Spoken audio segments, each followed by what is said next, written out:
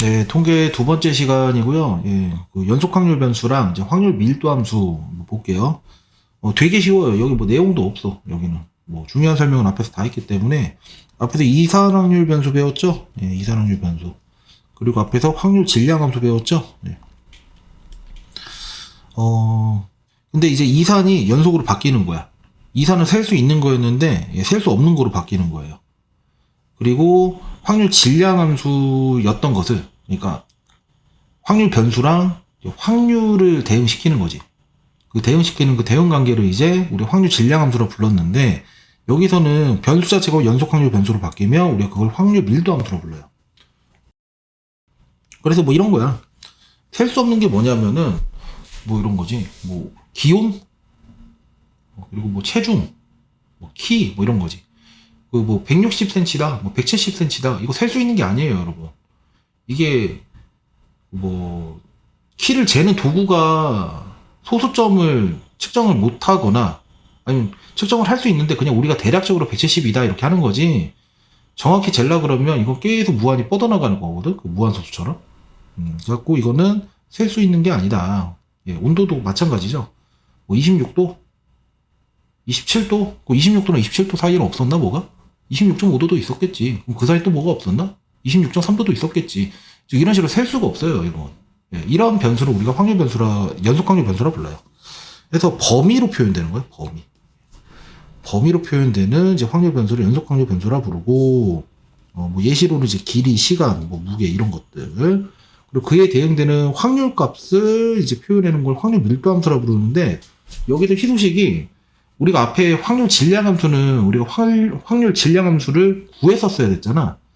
근데 이 확률 밀도 함수를 우리가 못 구해요, 이거는. 뭐 예를 들어서 뭐 뒤에 예시가 있으려나?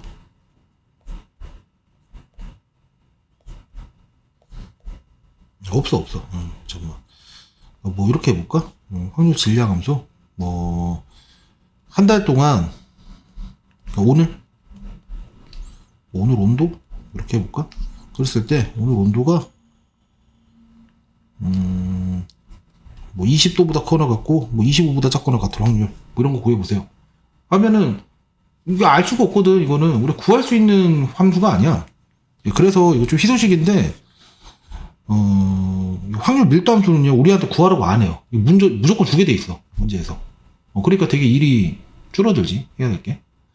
그리고 문제에서 함수를 주면은 우리가 확률을 구하라고 하잖아요. 확률을 구하라고 하면 요 규칙만 만족시키면 돼요. 일단 함수를 주면요, 그 확률을 함수로 표현한 거기 때문에 이 fx 자체가 확률이거든? 그러면 fx는 무조건 0보다 크거나 같아야겠지. 그리고 내가 만약에 알파보다 크거나 같고 베타보다 작거나 같은 확률을 구하고 싶어. 그럼 어떻게 해줘야 되는 거야? 알파부터 베타까지 이 fx를 그려놓고서, a네. a부터 b까지 그냥 요 넓이 구해주면 되는 거야. 요 넓이. 요 넓이를 확률이라고 정의하는 거예요. 따라서 주어진 정의역에서 정의역에 어떻게 주느냐에 따라서 그 함수 밑넓이 있죠. fx 밑에 넓이, x축 위에 넓이, 이거 넓이를 다 통째로 구해주면 얘 무조건 1 나와야 돼요. 무조건 1 나와야 돼.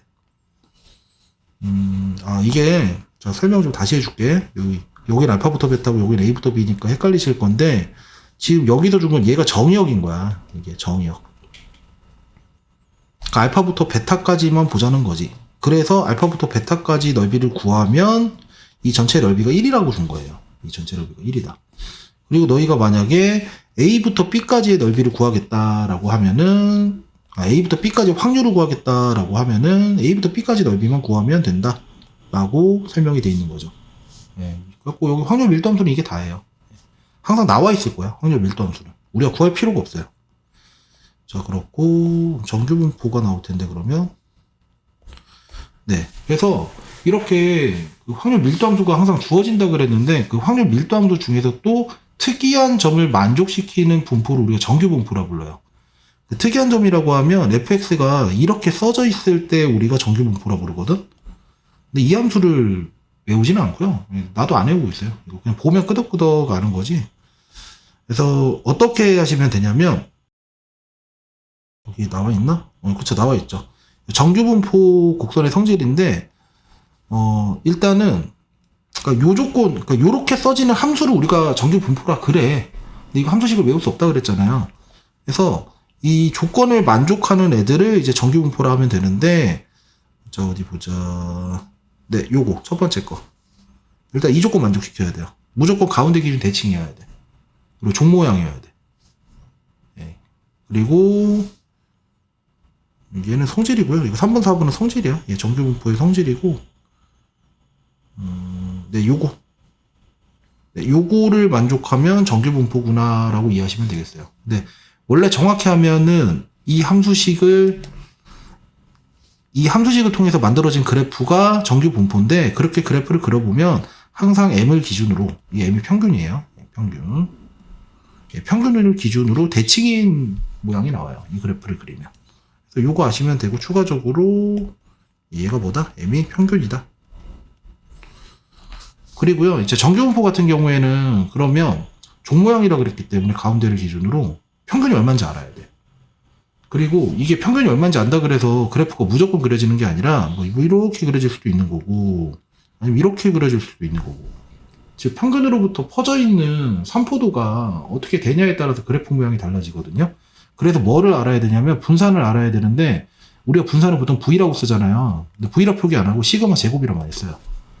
왜냐면 계산할 때는 표준 편차를 많이 갖다 쓰다 보니까 이렇게 분산을 표기해야 표준 편차가 뭔지 바로 알 수 있거든. 그래서 정규 분포에서는 평균 알아야 되고요. 분산 알아야 돼요. 그리고 쓸 때 n을 노말일 걸 이게. 노말에서 n을 따와 갖고 이렇게 표기했을 때 정규 분포라고 하고요. 이렇게 씁니다. 네. 여기 정규분포 성질 한번 읽어보시면 되는데, 뭐 당연한 거야. 시그마 값 실정하면 퍼져 있는 정도는 안 변하고, m의 값이 달라지면 위치가 평행 이동을 하겠지. 근데 m의 값 실정하면 대칭 축은 그대로 있는데, 시그마가 커지면 표준 편차가 커진다는 거니까 양쪽으로 많이 퍼지겠지. 그래서 시그마 값이 커지면 커질수록 어떻게 된다? 초록색처럼 옆으로 벌어지죠, 이렇게. 뭐 그런 내용이고요. 표준화 얘기하면 아마 여기 영속 확률 분포는 끝나는 것 같은데. 그래서 정규분포에 대한 얘기를 했는데, 근데 정규분포를 보면 평균이 뭐냐, 그리고 표준 편차가 뭐냐에 따라서 그래프가 바뀌잖아요. 근데 우리는 확률을 구하기 위해서 그 곡선 밑넓이를 구해야 된단 말이야. 그 곡선 밑넓이를 구하려면 앞에서처럼 뭐 이렇게 1차식으로 주면 우리가 그 넓이를 구할 수가 있는데, 그죠? 앞에서 어디 보자. 문제도 별로 없네. 너무 쉬워서. 뭐 이렇게 직선으로 주면 넓이를 구할 수가 있는데, 지금처럼 정규분포는 곡선이다 보니까 우리가 넓이를 구할 수가 없어요. 실제로 구하려고 하면 요거 적분을 해야 돼. 근데 적분을 못 하잖아요, 우리. 이상하게 생긴 함수라서. 그래서 방법을 이렇게 하는 거죠. 넓이를 다 구해놨어. 평균이랑 표준 편차가 있는데 넓이를 다 구해놨어. 근데 이게 그 평균이랑 표준 편차 바뀔 때마다 그래프가 달라지는데, 그 각각 다 다른 그래프에 해당하는, 또 어디서부터 어디일지 모르는 넓이를 미리 다 구해놓는다는 건 말도 안 되는 거잖아요. 그래서 이렇게 하는 거야. 요거 하나만 다 해놓는 거야. 요거 평균이 0이고 표준 편차가 1일 때, 요때에만 이거를 우리가 표준 정규 분포 곡선이라 부르거든요. 표준, 잠깐만, 여기는 어떻게 돼 있나? 그냥 표준 정규 분포. 그러니까 평균이 0이고 편차가 1일 때 표준 정규 분포라고 하거든요. 그러니까 이런 상황에서 뭐 어디서부터 어디 이 넓이를, 그러니까 이렇게 구해놓는 거지. 뭐 0에서부터 어딘지 모르지만 뭐 1이라고 하자. 이런 넓이도 그러니까 뒤에 다 구해놨어.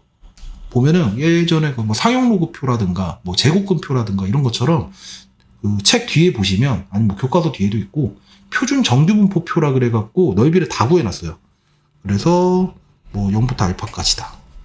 이 넓이 다 나와 있고, 뭐 만약에 뭐 알파부터 베타까지 구하고 싶다. 그 요 넓이 구하고 요 넓이 구하면 돼.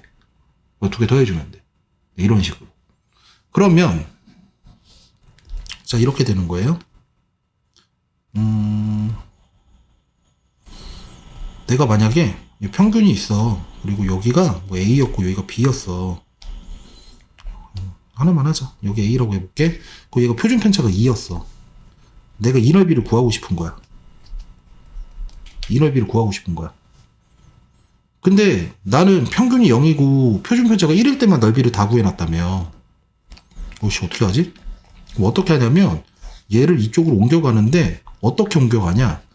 얘가 M이었지만 결국에 요 폭이 얼마인지가 중요한 거야. 자, 요 그래프를 그대로 평행이동을 했다고 해볼게. 그러면 얘는 M 빼주면 0 되겠지. 그럼 얘도 M을 빼주는 거야. A 빼기 M이 되겠지. 얘 표준 편차는 2야. 그죠? 자, 그리고 얘는 표준 편차가 1이고 표준 편차가 2니까 2배 더 퍼져 있다는 거잖아요. 그러면 요 간격이 얘로 옮겨가려면 이거 2배 줄여야 된다는 거거든. 그러면 얘를 또 어떻게 되는 거야? 이렇게 갖고 가면 되겠지. 여기가 0이고 얘를 뭐 2분의 A 빼기 M 이렇게 하고 조금 짜부시켰다고 할까? 이런 식으로 요 넓이로 이렇게 바꿔버리는 거야. 표준 편차 1 이렇게. 표준 편차 2였으니까 난 표준 편차 1에서만 넓이를 다 구할 수 있거든.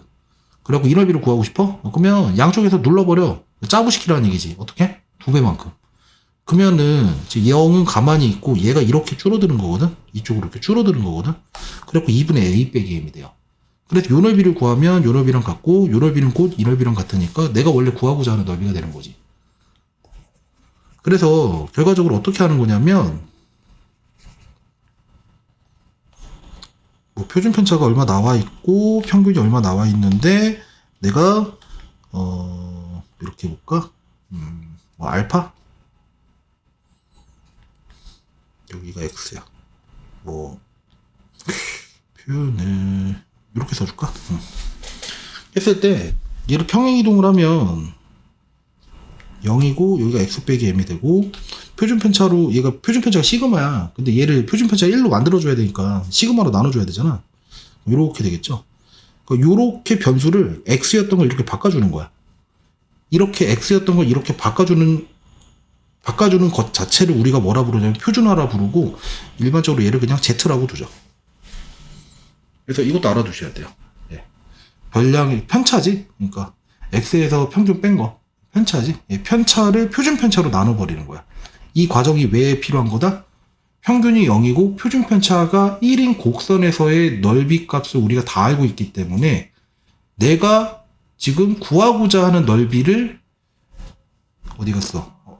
평균이 0이고 표준 편차가 1인 이 곡선에서의 넓이로 변환해갖고 구하기 위한 절차라고 생각하시면 돼요. 이 과정이.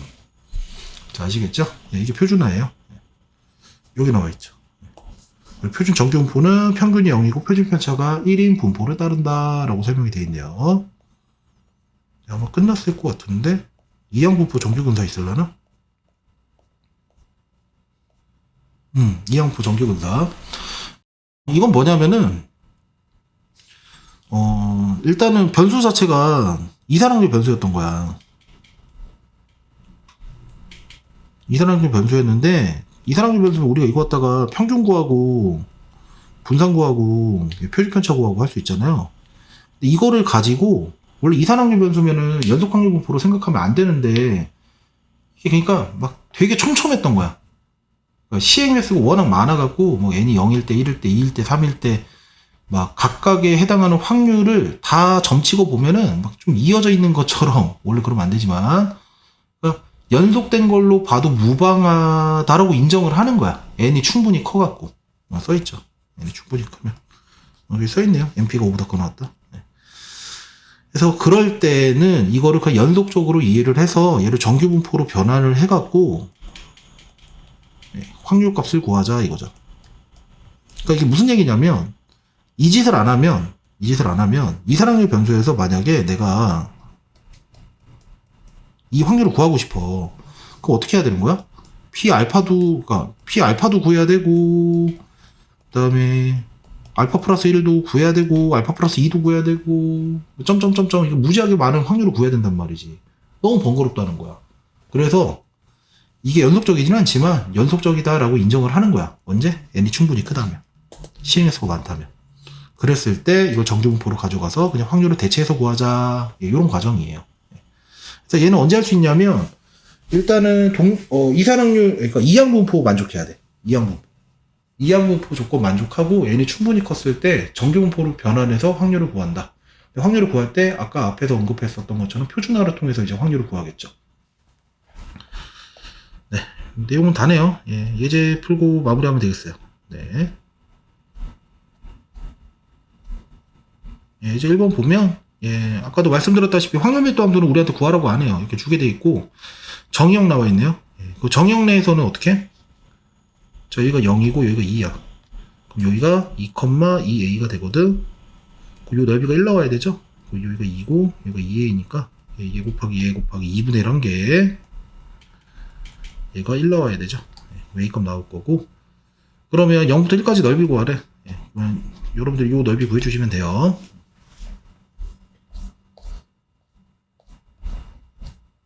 이건 뭐 적분해야 된다고 이런 얘기인데 학교에서 언급하지 않으면 적분할 일 없을 거예요. 그 다음에 예, 정규분포 곡선의 성질 예, 확률 밀도 함수로 각각 x1, x2 이렇게 줬네요. 지금 얘랑 얘를 비교해 볼 건데 얘가 지금 x1이고요 얘가 지금 x2예요. 그랬을 때 평균은 똑같죠? m이잖아. 자, 평균의 기준으로 누가 그러니까 얘가 더 많이 퍼져 있잖아요. 그러면 시그마 x2가 더 큰 거지. 예, 맞는 말. 그리고 얘 평균이란다. 확률은 곡선 밑넓이 다 1인데 m을 기준으로 요 넓이가 얼마냐 물어보고 있고요. 또 요 넓이가 얼마냐 물어보고 있잖아요. 근데 평균을 기준으로 대칭이라 그랬잖아. 얘도 0.5고 얘도 0.5여야 돼. 둘 다. 그리고 땡이죠. 자, 표준화해서 확률 구하기. 아까 이제 그 표준 정규분포표가 뒤에 나와 있다 그랬는데 이제 문제 푸실 때 보면 필요한 부분 줄 거야, 이렇게. 자, 보면 평균이 100이고요. 표준 편차가 10이고요. 난 80보다 작거나 같은 확률을 구하고 싶어. 그럼 이걸 어떻게 하느냐? 여기가 0이고요. 요 차이가 20이잖아요. 20. 근데 표준 편차가 10이니까 20을 10으로 나눠주면 얘가 마이너스 2가 되겠지. 그래서 요 넓이를 구해줘야 되는데 문제에서 보면 0부터 z까지 넓이를 알려줬고 2일 때 자, z에 2가 들어가는 거죠. 0부터 2까지의 넓이가 얘라고 줬어. 즉 0부터 2까지 요 넓이가 0.4772래. 대칭이니까 요 넓이도 0.4772가 되잖아요. 그럼 전체 넓이가 0.5인데 내가 구하고 싶은 건 이거니까 0.5에서 요거 빼주면 답이 되겠죠. 자, 그 다음에 90부터 110이다. 그러면 여기가 100이었으니까 90이고 이거 110이야. 요 넓이 구하고 싶어. 그럼 이제 대칭이잖아. 한쪽만 구해서 도배하면 되네. 여기 구해서 도배하죠. 여기 차이가 10이고 표준 편차가 10이니까 여기 0이고 얘를 10으로 나눠주면 1이 되겠지. 그래서 요 넓이 구해주면 되고 그럼 여기 있네요. 도배해주면 답이죠. 근데 여러분 이것도 알아야 돼요. 이거 이렇게도 구할 줄 알아야 돼.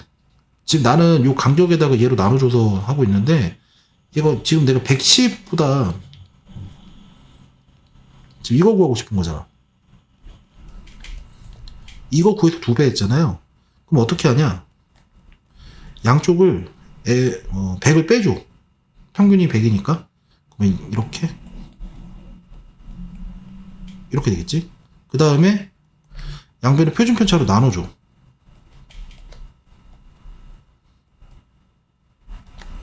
이렇게. 그럼 얘가 Z가 되지. 이렇게. 그 얘는 문제에서 줬죠. 얘라고. 이렇게도 풀 줄 알아야 돼요. 그러니까 그림으로도 풀 줄 알아야 되고 식으로도 풀 줄 알아야 되고. 자, 3번 여러분 해보시고요. 그래서 이거 지금 30이고 평균이 30. 네, 표준 편차 2 나와 있고 0.3023. 이게 2.5? 얘 봐야겠네. 지금 뭐 이런 상황인가 보다. 35면 차이가 5인데 2로 나눠주면 이게 표준화하면 이게 2.5가 되거든? 근데 이미 이 넓이가 0.4938인데 0.3023 나온다는 얘기는 K가 뭐 여기 어딘가 있나 보네. 이렇게. 그래서 요 넓이가 0.3023 되나 보네. 얼마 빼야지 0.3023 되는 거야? 요거 봐야지. 네, 여기서 이거 빼면 나오죠? 즉 뭐다. 지금 요 넓이가 0.3023이 되기 위해서 어때야 된다. 자, 이번엔 그림 말고 한번 식으로 한번 해보죠. 0이고 여기가 35 빼기 30을 2로 나눴고 요게 K 빼기 30을 2로 나눴는데 얘가 얼마여야 돼? 얘여야 된다고. 얘가 2분의 1이랑 같아야 돼. 이렇게. K가 31을 나오겠죠. 네. 자, 그 다음에, 자, 이제 문장제 문제인데, 뭐, 이거 개념 새로 배우는 건 없고, 자, 정규분포 따른다고 줬을 거예요. 예, 줬죠? 확률 변수 X는 정규분포로 따르고, 평균 줬죠? 345, 예, 표준 편차 10의 제곱, 그리고 5,000명인데, 일단 350점에서 375 이하. 여기 보면, 얘가 345고, 여기 350이고, 여기 375고, 요 넓이. 그러면, 표준화해서 구해주세요. 네. 표준화해서 구해주면, 여기가 0이고, 여기가 3이 되고, 여기가 2분의 1인가요? 0.5. 그래서 요 넓이죠? 요 넓이 구하려면, 얘가 뭐야? 0부터 3까지의 넓이가 얘라는 거잖아요. 0부터 3까지 넓이에서 0부터 2분의 1까지 넓이를 빼줘야 얘가 나오니까 여기서 이거 빼주면 되겠죠. 그거 계산한 게 이거래. 0. 그러면 퍼센트니까 30.72%라고 써야겠네. 이렇게. 자, 2번도 마찬가지. 365 이상인 확률 구하셔갖고요. 전체 5,000명이니까 곱해주면 명수가 나오겠죠. 자, 최저 점수 구하는 거야, 이번엔. 자, 입학정원 484? 그러면 2,000명 중에 484 안에는 들어야 돼. 그러면 1,000, 242. 얘는 뭐 0.242 안에는 들어야 되네요. 그렇다면 여기서, 이제 얘를 보려고 하는 것 같은데. 자, 합격 최저 점수가 얼마인지 모르겠는데, 350이고, 최저 점수를 A라고 할게. 근데 여기가 어때야 돼? 얘가 0.24이어야 돼. 그러면 여기가 얼마여야 돼요? 요 넓이가. 요 넓이가 0.5에서 이거 빼줘야 되니까, 얘 나오는 거죠? 0.258? 그러면 A, 이거 표준편차가 문제에서 70이라고 줬으니까, A 빼기 350을 70으로 나눠준 게 얼마랑 같아야 돼요? 얘랑 같아야 되죠? 이렇게 되겠죠. 그러면 A가 약분하고 350에다가 49 더해주면 되나? 네. 이렇게 나오죠. 자, 이제 뭐 거의 끝나가는 것 같은데요? 이항분포 나와 있어. 그럼 뭐 n이 큰데. 근데 사실 고등학교 과정에서 막 이거 n이 충분히 크다 이거 확인 굳이 물어보는 경우 거의 없어요. 예. 자, 이거 가지고서 평균 구하면 20이 되고, 분산 구하면 5분의 4니까 이거 4의 제곱 되네요. 예, 그러면 x는 정규분포 20,4의 제곱을 따르니까 이거 그려놓고서 이 확률 구해보시면 돼요, 여러분이. 네, 그 다음에 일단 이항분포로 따르네요, 얘는. 64번. 앞면이 나오는 횟수를 확률변수 x라 하자. 앞면이 나오는 확률은 2분의 1일 거고. 그럼 이걸 가지고 x의 평균 32가 되죠. 분산은 4의 제곱이고. 이걸 가지고 x는 또 정규분포를 따르는 거야. 32, 4의 제곱이 될 거고, 이걸 가지고 32고 표준 편차가 4인데 30번보다는 크거나 같고 36보다는 작거나 같다. 요 넓이 또 구해주면 되죠. 네, 그래서 요렇게 하고, 여기도 문제풀이는 쉬운데 개념이 하는데 조금, 그리고 연속확률분포는 할만하죠. 한번 잘 정리해 보시고 여기까지 할게요.